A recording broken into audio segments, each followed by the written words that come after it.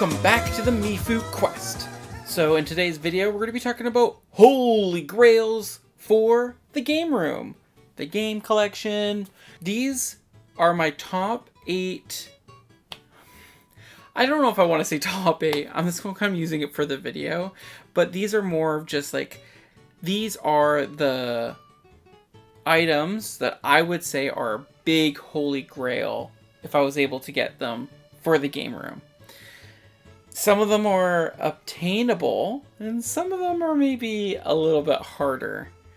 Now, there's no order that I put these in. Nothing is better than the other, and there's actually probably some things I left out. But hey, makes a good video for another video or something like that. I want to know down below in the comments, what are your most Holy Grail items? Heck, even make it... Heck. You know, boy. Even just make a video about it. Talk about it in a video. I'd love to watch it. Hear what you think would be the most Holy Grail item in your own personal collection. Now, for mine, there's no order here, and it's just more of like what I would love to add to the game, and I feel like it's in a higher price category, which would say would be more of a grail piece, but some of them are more obtainable and some of them are definitely very extremely hard to get your hands on. So how about we go over, and this is not in any kind of particular way. So number 1 item, and who was the guy that commented? I gotta reference this dude. Buzzsaw Gaming. Okay. So Buzzsaw Gaming is the one that gave me this idea, and the first thing on this list I'm going to mention is the Atari Jaguar. Now the Atari Jaguar is this awesome, weird, like, it's this weird console of Atari just trying to hold on to that console race before they just needing to fucking let go and just know that they can't compete anymore. I love Atari, and if you know anything about me, I love my Atari ST, my Atari 400, my Atari 2600. I love Atari. I think Atari is super cool. I really enjoy playing their games. I like how quirky and interesting generally they are. And the Atari Jaguar is always has been on my radar. And I've seen it in person, way out of price range. Way out of price range for me, constantly. And I'm just hoping like I go to a garage sale and someone's like, oh yeah, I could sell it for $50 or just something. I'm hoping for some sort of blessing from the video game gods that I can get my hands on the Atari Jaguar. Now, the Atari Jaguar, the game library is what really interests me. So I am a big Doom guy. Surprise, surprise. I love Doom a lot. And the Atari Jaguar has Doom. And as well, it has Wolfenstein 3D, and as well as Aliens vs. Predator. Now, I know Alien vs. Predator didn't really get the best ratings for the Atari Jaguar, but it's also like a Doom-like game, which I'm totally down to try and play, and just have that console in my hand. Now, my next item I want to talk about is also another console, which I think there's going to be a bit of a theme here. There's some consoles I'm still looking for, and when I was writing down my notes, I was definitely noticing that I have an eye for consoles, because I feel like I've collected a lot of games I want to play for the consoles I have, so now I'm like kind of getting interested into other consoles. But these ones are such a high price category, so it's hard. And that one is the Philips CDI. Now, just wait. I hear you. I hear you. The Philips CDI is definitely not the console that you're like, oh my god, there's the best video games on this console. I really honestly just want it for kind of like that Nintendo history. I definitely want to try out the CDI games for Zelda and as well as for the Mario game. And I just want to try them out personally, and also just to have them for the collection. I feel like it's just kind of one of those, you know, history pieces, and that you could just say, I own a Philips CDI and I own the Mario and Zelda games.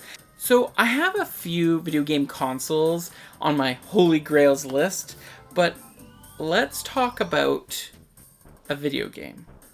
Now, I really do like this game a lot, and I played it on the Wii U, and it came with a manual when you purchased the Wii U version, but it only was digitally, and that was my first experience of playing the game truly on a Nintendo console. That's going to be Earthbound. So Earthbound, I want that fucking big box. I want that big box. I want that box. I want that big box with the manual and the game. I want that. That is a Holy Grail item for me. I would love to have that in the game collection with the Super Nintendo games. I don't have a very good Super Nintendo collection. At some point, I want to fill it up with more games that I need. And that's, to be honest, when I made that other comment, Super Nintendo still had some gaps, for sure. Like, I don't even think I have Super Metroid. I don't even have Super Metroid. Anyways. Earthbound. Earthbound. Earthbound. Okay. I would love Earthbound for the Super Nintendo. The big box with the manual. Like, that would be a dream. For now, I can play my Earthbound, my Wii U, and look through the digital manual. But one day, I could find it at a garage sale.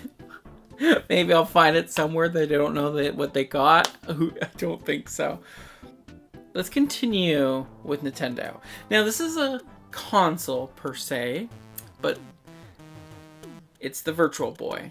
Now, so Jess and I have almost every single video game console made by Nintendo, except for, your early on Pong consoles.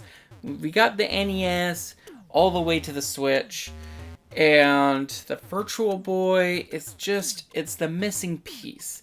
If I want to play Game Boy games, I have a Game Boy, Game Boy Advance, DS, DSi, 3DS, 3DS XL. I have the plethora of different varieties of Nintendo consoles to play almost every single Nintendo game. Besides the Philips CDI, of course. That's a little different, though. Is a Virtual Boy. And I'm hoping one of these days a Virtual Boy will be in my possession. There's some games I just really want to try. I don't want to emulate them, and I just really want to try them. Like, I want to try them. I want to play the game. I want to play Wario Land. Apparently, it's really good, and sadly, it's stuck on the Virtual Boy. So maybe one day I can play Wario Land. There's also, like, Nestor's Bowling. So Nestor's Bowling is a game that I would like to try. I don't know. It's a bowling game. But it's really cool that they brought Nestor from, like, Nintendo Power and brought him into a video game.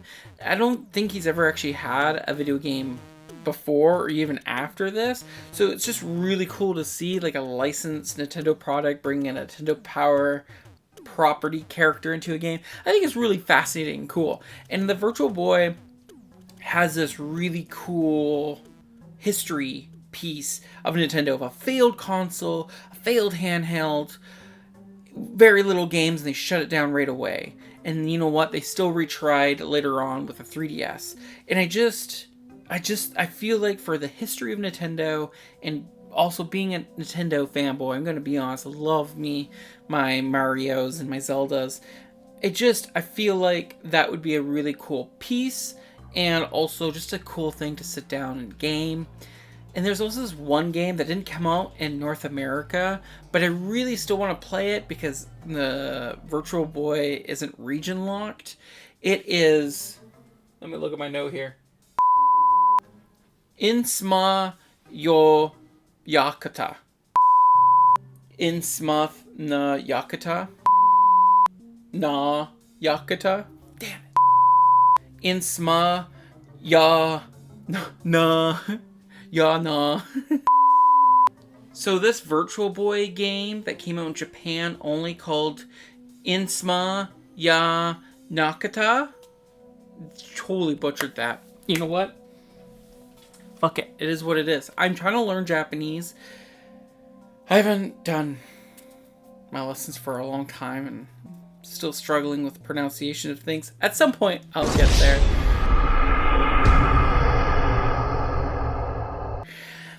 It's a horror game. It's like a horror... It's a horror game. It's like a first-person puzzle, dungeon crawler-esque horror game for the Virtual Boy. Like, this just sounds really cool to play. And I just feel like the console has such a variety of games that I want to just try out, and also have like people to come over and just try it and try the Virtual Boy, because a lot of people have never got to do that, and it's just an old piece of equipment that's really cool. Okay, next on the list here, going down, is going to be the Sega Saturn.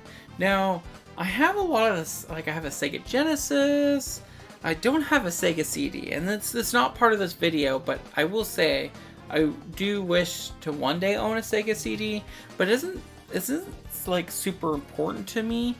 But the Sega Saturn is a console I would love to get my hands on, because there's a wide variety of games that I really want to try on the console.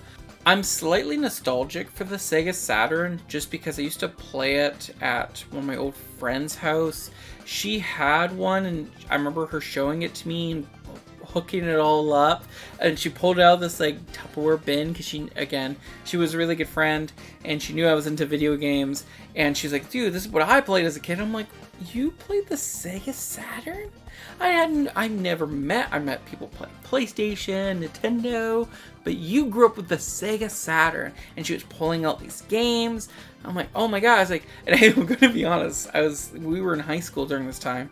I was like, dude, how much do you want for this? Like, I was set. And she was like, no. And she's like, I grew up with this. She's like, this actually means a lot to me, so I don't think I'll ever sell this. And I'm like, that's totally respectful. I totally understand. But at the same time, how much do you want for it? No, I'm super respectful. And that's super cool that she also had such a big passion to play that old console and play the games that she remembered. And she's not like a gamer, but she was interested in it. I just thought it was super cool and sweet, and she showed me that experience of the Sega Saturn. And it's just one of those consoles where I'm like, I really would love to get my hands on it. I really want to try out the variety of games for it and to start collecting for the Sega Saturn. I feel like I see the games out in the wild, like at conventions and stuff, but I don't see the console generally. It's just weird. Or like I go to a game store and I'll see Sega Saturn games, but not the console. I don't know, maybe it's just the area I live in, but that's generally the case, and I think it's kind of strange. So maybe I should start buying Sega Saturn games and hope that one day I'll get the Saturn, but you know. Jess and I are really big fans of the Nintendo 64. It's the console that we both grew up with, and we are slowly gathering a lot of games for that console, which I'm really excited about. And I always love gaining new experiences on this old console just because I have such nostalgic for the graphics, the music, just the controller in my hands. I love playing my Nintendo 64. So one of the Holy Grail items that I would love for us to obtain is the Nintendo 64 DD, the disc drive. And I know it only came out in Japan, and I know there's only like a handful of things that actually work with it, but I would love to actually bring it over and be able to try it out and gain those new experiences. Like, I know there's a Mario Paint game for the Nintendo 64 DD, and I just feel like that would be like super cool to try out, and it's just like a whole new experience with that console. So I think at some point we would love to add that to the collection and to the game room, but right now Again, affordability and stuff, a little difficult. It's even rare to find in Japan, so it's not like it was very common there either, but it's just a part of Nintendo history that I would love to, welcome on in. Go, let me open the door for you. Just, how about you just walk on in through these doors? That'd be great. So, the last item I will say that is my Holy Grail item. Again, it's not in a list category, but I think it'd be just super cool to own, is the Blockbuster Pokemon Snap kiosk, where you bring your cartridge, you plug it in, and you can print off the pictures that you captured in the game into these little stickers. It just, getting that machine would be so cool and so different, and just be, I don't know, it just seems like a really cool 90s nostalgic piece for the game room, and it just has a huge nostalgia for Jess and I. Now, I never got to really experience the machine, but just seeing photos of it brings a lot of that memories. Like when you're flipping through like an old video game magazine and you see things, you're like, oh man, like I remember like drooling over that, or like, oh my god, I couldn't wait for something like that. And I feel like that Pokemon Snap Blockbuster machine is definitely something that I would have drooled over as a kid, and I did, and I just never got the chance to actually use one. And luckily Jess actually did, and she got some stickers on her Pokemon Snap copy, which is so cool. So at some point I would love to own this machine. Maybe one day when I'm rich, you win $1 million or something. Who knows? But that machine would be so cool to add to the game room, and just to have like a centerpiece of it, or just like, a talking point about like some sort of history in the Nintendo 64 era. Thank you so much for watching this video all the way through, me talking about Holy Grail items for this video game room. I would really love to hear about what you would love for your video game room, or for just a Holy Grail item that you just be like, this is it, I can like die peacefully. You know what I'm talking about? That item that you'd be like, yes, like that Earthbound in the box would be just, so cool. So I'm gonna say thanks for watching and see you later. No, but seriously, have a good one. I'll see you in the next episode. Nope, I'll see you in the next video. I have not learned at all for years. I've been making YouTube content, I guess that's the end of the video. It just cut off. Battery died. Charge the battery pack. Thank you. Appreciate that heads up there, Canon.